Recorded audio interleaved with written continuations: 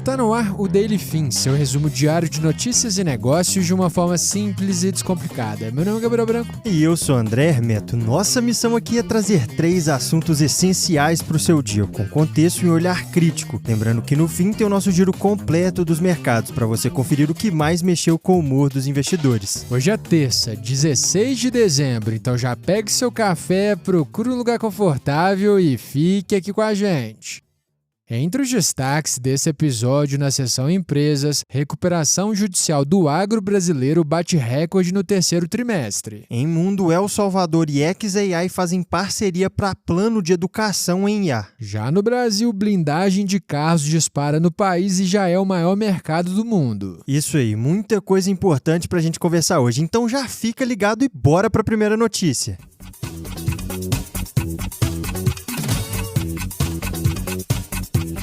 No mundo dos negócios, o agro brasileiro sentiu baque no crédito. Os pedidos de recuperação judicial no setor dispararam no terceiro trimestre de 2025. Segundo dados da Serasa Experian, foram 628 solicitações no período. Isso representa uma alta de 147% em relação ao mesmo trimestre de 2024 e o maior volume desde 2021, no início da série histórica. Os números sinalizam uma deterioração clara no ambiente de crédito do agronegócio. Indo mais no detalhe, entre os produtores rurais pessoa física, houve 255 pedidos de recuperação judicial no trimestre, contra 106 um ano antes. Já entre produtores pessoa jurídica foram 242 solicitações frente a 92 em 2024. E quando a gente olha para o mapa do país, o Mato Grosso lidera esse ranking. O estado concentrou 112 recuperações judiciais só nesse trimestre. Agora, olhando para outros dados do terceiro trimestre do monitor RGF, que avalia apenas empresas, haviam 443 empresas do agro em recuperação judicial. Isso é uma alta de 67% em relação ao ano anterior e o maior patamar já registrado para um único trimestre. E o ponto aqui é que, proporcionalmente, o agro hoje é o setor com mais empresas em recuperação judicial no Brasil. De cada 1.000 empresas em atividade no setor, 12,63 estão em processo de RJ.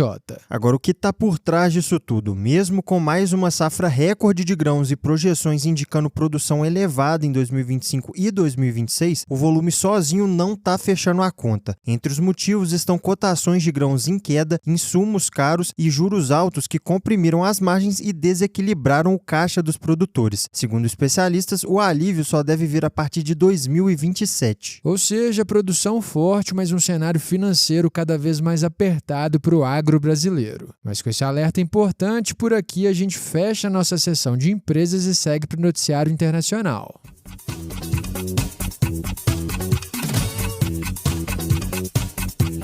Agora no bloco internacional, El Salvador anunciou uma parceria inédita para levar a inteligência artificial para as salas de aula do país. Na semana passada, o presidente Nayib Bukele revelou uma aliança com Elon Musk para usar o Grok, que é a IA da XAI, nas escolas públicas. E o projeto é grande, viu, Branco? Esse é o primeiro programa educacional nacional do mundo movido por inteligência artificial. A ideia é oferecer aprendizado personalizado para mais de 1 milhão de estudantes, respeitando o ritmo e o nível de cada aluno. Na prática, o Grok vai funcionar como um tutor virtual. O modelo deve ser implementado em cerca de 5.000 escolas espalhadas pelo país. Já do lado da XAI, o acordo também é estratégico. Segundo o próprio Musk, a parceria coloca a IA nas mãos de toda uma geração, trazendo visibilidade global para o Grok. Mas nem tudo são flores. Nos últimos meses, o chatbot foi alvo de críticas por conteúdos antissemitas e até por afirmar que Trump venceu a eleição de 2020, o que gerou bastante controvérsia. Agora, olhando para o quadro geral, essa não é a primeira aposta tecnológica de Nayib Bukele. Em 2021, El Salvador se tornou o primeiro país do mundo a adotar o Bitcoin como moeda legal. E atualmente o governo salvadorenho acumula cerca de 7.500 Bitcoins em reservas. Ou seja, a tecnologia já faz parte da estratégia do país há alguns anos. Por outro lado, El Salvador não está sozinho nessa corrida de oferecer AI nas escolas. A OpenAI também anunciou em fevereiro uma parceria com a Estônia para levar uma versão personalizada do ChatGPT a alunos e professores. Já na Colômbia, estudantes de áreas rurais começaram a usar chatbots da Meta ainda em 2023 como apoio ao aprendizado. Ou seja, a inteligência artificial está entrando de vez nas salas de aula ao redor do mundo, com promessas, desafios e muita discussão pela frente. Mas com esse panorama do cenário global atualizado, bora para a nossa sessão de Brasil.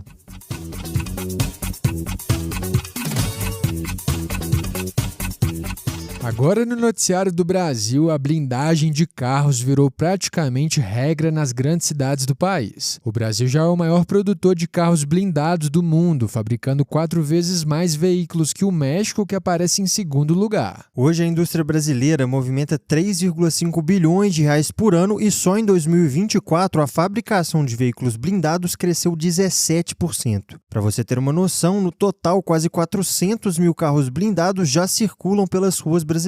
E o que explica esse avanço tão forte? A resposta passa principalmente pelas grandes cidades. Em média, moradores das capitais brasileiras passam quase 2 horas por dia no trânsito. E claro, além disso tem a violência, né? Uma pesquisa recente do Datafolha mostrou que 16% dos brasileiros consideram a violência o maior problema do país, atrás apenas da saúde, citada por 20%. E ainda tem mais um dado alarmante: mais de 80% dos moradores urbanos dizem ter medo de andar a pé nas próprias cidades. E esse contexto vai além. Segundo o relatório de uma fundação alemã, o Brasil foi responsável por mais de 20% dos homicídios globais em 2022. Além disso, o nosso país também apareceu entre os 10 mais perigosos do mundo em um ranking da ONG Aceled. E quanto que custa blindar um carro, afinal de contas, Branco? O tipo mais comum, conhecido como nível 3A, ficou 25% mais barato na última década e hoje essa blindagem sai entre 80 e 100 mil reais. E esse crescimento todo também abriu espaço para novos modelos de negócio. Um exemplo é a Rino, que é uma startup de transporte por aplicativo que opera exclusivamente com carros blindados na Grande São Paulo. Ou seja, Branco, segurança virou prioridade e também um mercado bilionário no Brasil. Mas com esse retrato do país, a gente encerra a sessão Brasil e seguimos agora para o fechamento dos mercados.